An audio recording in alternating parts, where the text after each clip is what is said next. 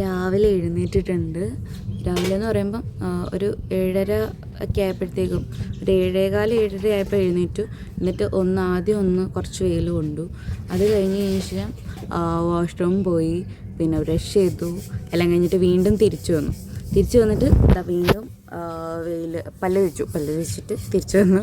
എന്നിട്ട് എന്താ പറയുക, ഇവിടെ വീണ്ടും വെയിൽ കൊള്ളാതിരിക്കുക. പക്ഷെ നല്ല രസമുണ്ട് രാവിലെ ഈ ഒരു അറ്റ്മോസ്ഫിയറിൽ ഇങ്ങനെ ഇരിക്കാനും വീട്ടിൽ നിന്ന് ഇങ്ങനെ വെയിൽ കൊള്ളാനും. വീടിൻ്റെ ഫ്രണ്ടിലത്തെ വ്യൂ ആണ് കേട്ടോ ഇത്. അത്യാവശ്യം നല്ല രസമാണ്. ഒരു പീസ്ഫുള്ളായിട്ടുള്ളൊരു ആംബിയൻസ് കിട്ടും. പക്ഷേ ഇവിടെ ഒരു പട്ടി ഉള്ളത് കൊണ്ടിട്ട് നമുക്ക് അത്രയും പീസ്ഫുള്ളായിട്ട് ഇരിക്കാൻ പറ്റില്ല. ഇടയ്ക്കിടയ്ക്ക് അതിനിങ്ങനെ എന്തെങ്കിലും പൂച്ചയോ അല്ലെങ്കിൽ എന്താ പറയുക ചിത്രശലഭമോ അതെന്തെങ്കിലും പോകുമ്പോഴത്തേക്കും ഉടനെ അവൻ കിടന്ന് കരയുമ്പോൾ നമ്മളുടെ ആ ഒരു എന്താ പറയുക, നമ്മൾ പെട്ടെന്ന് പേടിക്കുക എന്ന് പറയില്ലേ, ആ ഒരു സാധനം വരും. പിന്നെ അതുകൊണ്ടിട്ടൊരു ഡിസ്റ്റർബൻസ് ഉണ്ട്. വേറെ എല്ലാം ഓക്കെയാണ്. പിന്നെ എന്നോട് പറഞ്ഞു കഴിഞ്ഞാൽ കുറച്ചൊക്കെ മിണ്ടായിരിക്കും എന്നാണ് എൻ്റെ ഒരു വിശ്വാസം. രാവിലെ എഴുന്നേറ്റപ്പോൾ കുറച്ച് വെയിലുണ്ട്, വീണ്ടും ഇപ്പോൾ വെയിലോളം വന്നിരിക്കുകയാണ്. കൂട്ടത്തിൽ നമുക്ക് രാവിലത്തെ വെള്ളമൊക്കെ കുടിച്ച് കുറച്ച് ചൂടുവെള്ളമൊക്കെ എടുത്ത് വെച്ചിട്ടുണ്ട്.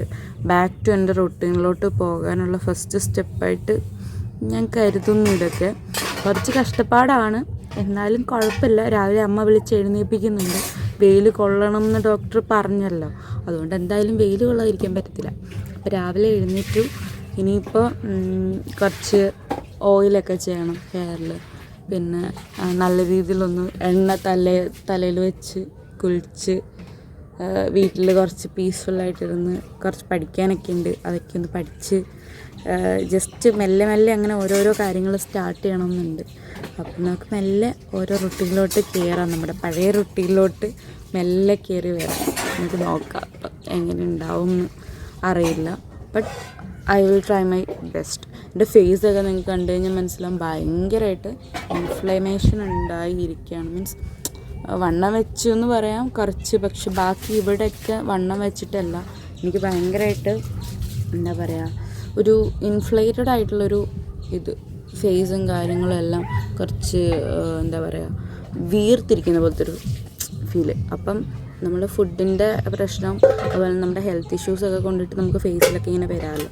അപ്പോൾ ഇതൊക്കെ കഴിഞ്ഞ് കഴിയുമ്പം മേ ബി ഇതൊക്കെ മാറുമായിരിക്കും. പിന്നെ കുറച്ച് ഫേസ് യോഗ കാര്യങ്ങളൊക്കെ ചെയ്യുമ്പോഴത്തേക്കും ഇതാവുമായിരിക്കും. പിന്നെ എനിക്ക് വിറ്റമിൻ D3 കുറഞ്ഞ സമയത്ത് വലിയ രീതിയിൽ മുടി കൊഴിച്ചിലുണ്ടായിരുന്നില്ല.